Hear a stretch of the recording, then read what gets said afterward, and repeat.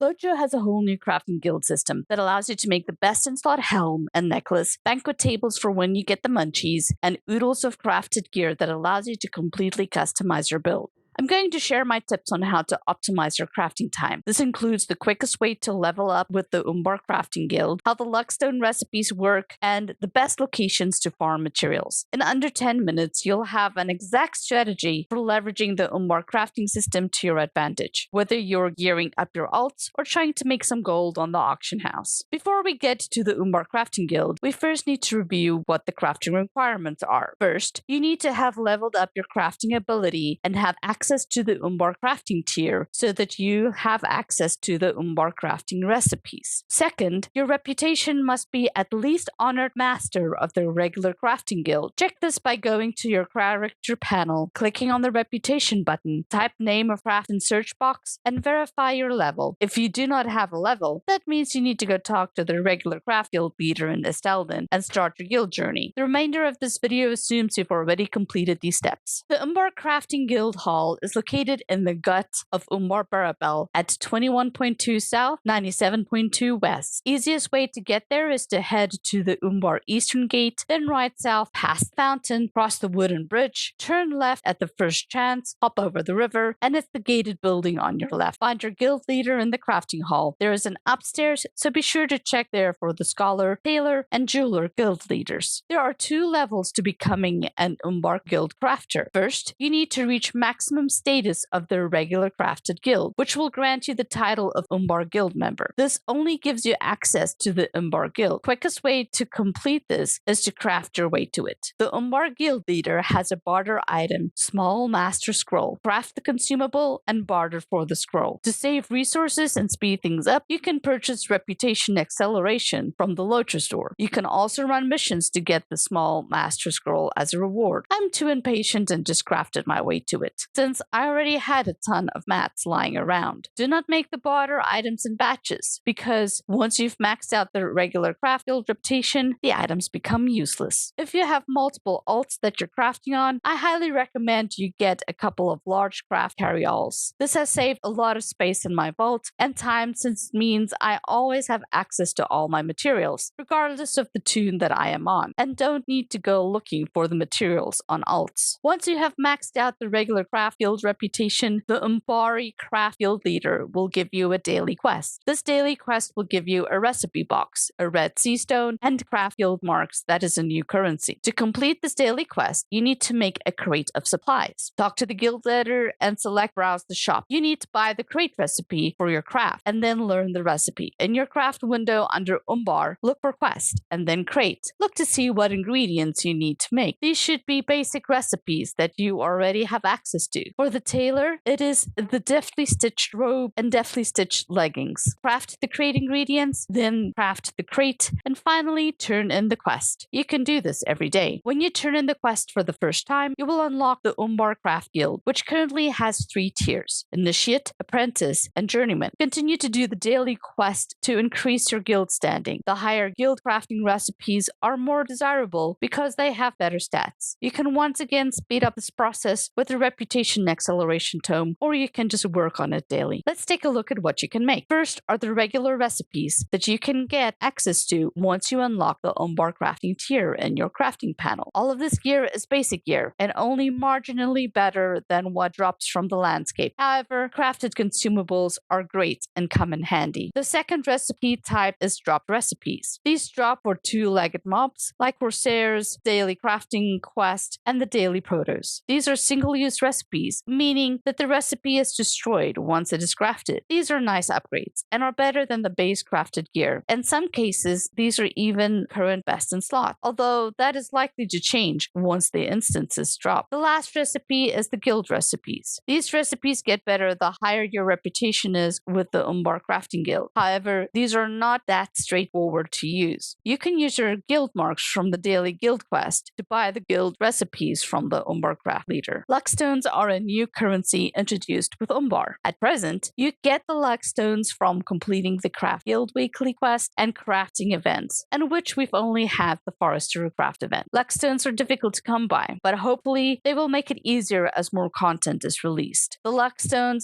have a cap of 15, so you are forced to really spend them as you get them. If you reach the cap and don't have anything to spend it on, then you can convert the Luckstone to a Luckstone Hollow or its equivalent on higher tiers. Each craft has a unique guild recipe. Tailors and metalsmiths can craft teal boots and gloves, but most important is that they can craft helms that can be upgraded. As an Initiate Guild member, you can make the basic Master Helm and then upgrade it to a Versatile Helm. As an Apprentice Guild member, you can upgrade the Versatile Helm to the Skilled Helm. As a Journeyman Guild member, you can upgrade the Skilled Helm to an Adept Helm. Every upgrade requires that you have the original helm from the previous level. Say your non-tailor toon has the medium helm, then your tailor will need to make the Umbar Writ of Trade, which will allow you to pass the recipe to the non-tailor so that they can upgrade the helm. The writ is needed because these crafting items are bind on equip and cannot be shared between toons. The jeweler makes the upgradable necklace and the woodworker makes the upgraded pocket item. The cook can create wonderful banquet tables, but these are consumables. The scholar and weaponsmith also make a new type of consumable. The helm, necklace, pocket will likely be best in slot for a while, though it is worth putting your effort into it.